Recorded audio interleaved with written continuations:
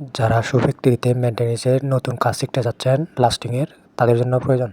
Counter মোল্ডিংয়ের hot mould sensor change করার সঠিক পদ্ধতি জেনে রাখুন।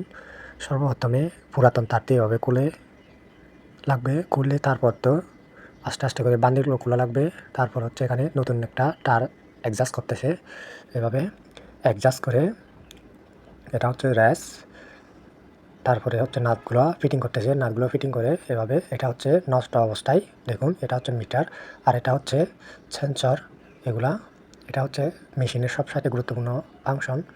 এভাবে টান দিয়ে জয়েন দিতেছে আবার সেন্সরে তারটা। তারপর একটু পরে দেখবেন সব ঠিক হয়ে গেছে। এবার দেখুন এটা জয়েন করা শেষ। এবার সব কিছু ঠিক আপনাদেরকে দেখাবো আস্তে আস্তে। এটা টাইট করা শেষ। এটা হচ্ছে নতুন তার জয়েন দেওয়ার পর এটা হচ্ছে মিটার।